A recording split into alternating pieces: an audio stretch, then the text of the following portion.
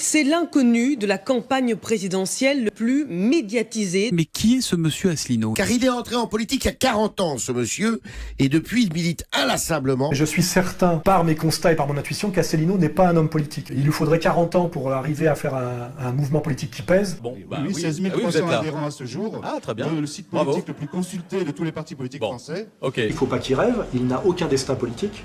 Il n'aura jamais les 500 signatures. Il ne lui manque que 20 parrainages. Comment Asselineau fait-il qu'il a obtenu plus de 500 parrainages. Impressionnant, non? François Asselineau. Les Français, il faut qu'ils sachent que s'ils votent pour quelqu'un d'autre que pour moi, ils auront ce programme obligatoire, rendu obligatoire par la Commission, qui consiste à quoi? Maintien de la rigueur budgétaire, ça fait 25 ans que ça dure. Deuxièmement, démantèlement du droit du travail. Troisièmement, démantèlement du SMIC. Quatrièmement, baisse des prestations chômage. Cinquièmement, toutes les professions réglementées vont y passer, pas seulement les artisans taxis, c'est l'ubérisation générale de la société. Les avocats, les notaires, les médecins, les pharmaciens, les experts comptables. Et je termine, le dernier point, c'est obligation faite par la Commission européenne de baisser l'impôt sur les sociétés et d'augmenter la TVA pour tout le monde. Ça, c'est un programme. Il faut que les Français comprennent ce qui va se passer. Je suis quelqu'un qui a de l'expérience. J'ai une carrure, si je peux me permettre. Un de vos confrères journalistes m'avait dit, vous savez pourquoi on ne peut pas organiser de débat avec vous? Il m'avait dit parce qu'ils ne savent pas quoi vous répondre. Parce que moi, je connais mes dossiers. D'ailleurs, la plupart des candidats ne savent pas de quoi ils parlent. Confondent l'élection présidentielle avec les élections législatives. Il y en a 4 qui ont des problèmes avec la justice. Tous les autres candidats font des emprunts bancaires, à commencer par monsieur Mélenchon, 8 millions d'euros. Le seul argent dont nous disposons, c'est l'argent des Français. Madame Le Pen ou monsieur Mélenchon, dans leur programme, il faut regarder à la loupe, vous savez, que les Français soient précis. Non, ils proposent de renégocier les traités. Pour renégocier les traités, il faut l'accord des 27 autres, on ne l'aura jamais. Or ça, on a déjà donné, ça ne marche pas. Donc c'est de la perte de temps, et en fait, il s'agit d'enfumer les Français. Macron, Valls, etc., ça réjouit les Français, la réponse est non. Les Français, ils vont balayer tout ça, vous allez avoir des surprises fantastiques. Je vais faire une... Mais c'est parler. Premièrement, annoncer le début de la sortie de l'Union européenne, de l'euro et de l'OTAN pour une raison simple. C'est que c'est ça qui va nous permettre de sauver l'agriculture française, de mettre un terme immédiat aux délocalisations industrielles, c'est-à-dire notamment la fin de la libre circulation des mouvements de capitaux. C'est également ce qui va nous permettre de sauver les services publics. Deuxième mesure phare, la sortie de l'OTAN, ça va nous permettre d'arrêter que la France soit présente sur des théâtres de guerre illégaux et néocoloniaux, comme c'est le cas au Moyen-Orient. Troisième mesure phare, j'arrêterai immédiatement les réformes territoriales parce qu'actuellement, il y a 20 000 communes de France qui sont en train de fusionner de force. Et moi, j'ai vu beaucoup de maires. Vous le rappeliez tout à l'heure, j'ai eu mes parrainages. J'ai vu beaucoup de maires ruraux en France.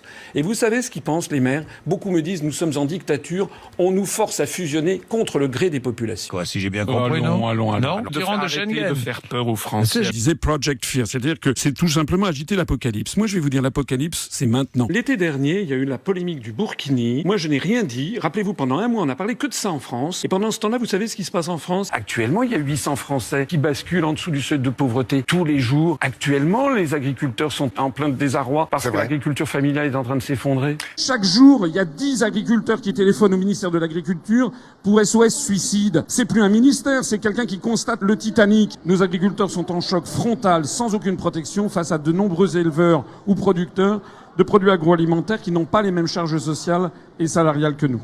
Tout ça parce que nous ne maîtrisons plus rien, on ne maîtrise plus ni nos charges, ni notre protection des marchés, ni notre géopolitique et notre diplomatie planétaire. Nous sommes dans la main d'une organisation de l'Union européenne qui ne sert pas les intérêts de la France. Il faut que les Français reprennent les manettes, retrouvent leur démocratie et que ce soit eux qui décident de leur avenir collectif. On leur a fait croire depuis des années que si on sortait de l'Union européenne et de l'euro, ce serait la catastrophe, l'apocalypse. Regardez ce qui se passe au Royaume-Uni, ça n'est ni la catastrophe ni l'apocalypse. La directrice du Fonds monétaire international, Madame Lagarde, qui avait dit si jamais les Britanniques votent pour le Brexit, les investisseurs vont s'en aller tout de suite. C'est pas vrai. C'est le contraire que l'on constate. C'est pas un gros mot, le protectionnisme. Et notamment faire des barrières à l'entrée pour protéger des filières qui sont en train d'être détruites. Il y a 1700 hectares de terre dans le Berry qui ont été achetés par des intérêts chinois. Il y a plus de 120 châteaux dans le Bordelais qui ont été achetés par des Chinois. Il y a absolument extrême urgence à réagir maintenant. Et on a des paltoquets, excusez-moi, qui sont à la tête du gouvernement et qui constatent le désastre sans rien faire. C'est qu'on ait une élection présidentielle. Il ne s'agit pas d'élire le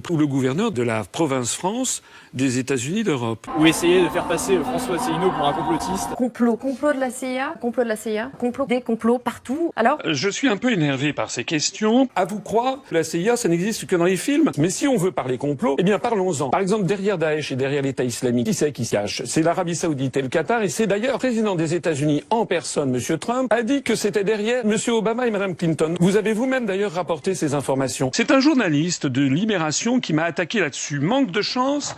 C'est un article de Libération de 1998. Vous le lisez comme moi. Bon, absolument. Donc moi je prends, et puis il y a l'Humanité, et puis il y a le journal Le Point. Donc en fait ce que l'on me reproche sur cette question, c'est d'utiliser les journaux. Deuxièmement, USA et terrorisme, ça n'est pas moi qui le dis, c'est BFM TV, le FBI qui organise des attentats avec des musulmans américains. C'est dans le journal Le Monde du 21 juillet 2014. Qu'est-ce que vous voulez que je vous dise ? Moi je cite les journalistes. Et vous savez, les Français ne s'y trompent pas. Moi je suis en permanence abordé dans la rue par des gens qui me disent « Monsieur, vous avez raison, il y en a marre qu'on nous force à gober des bobards.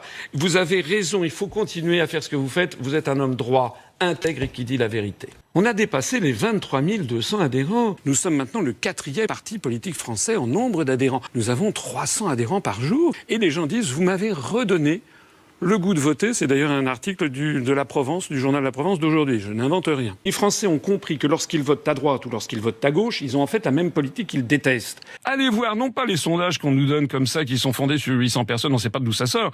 Allez voir les sondages qui sont en ligne sur Internet, vous allez être surpris de voir à quel point je fais des scores tout à fait impressionnants. Et là, ce sont sur des dizaines et des dizaines et des dizaines de milliers d'internautes. Il y a une très grande soif de renouvellement complet de la classe politique française chez les Français qui en ont marre. À son prochain meeting. 6500 personnes, un véritable nombre, 6500 personnes qui se sont réunies porte de la Villette à Paris. Et avec une ferveur extraordinaire qui a sidéré vos collègues, vos confrères de la presse qui se sont rendus sur place.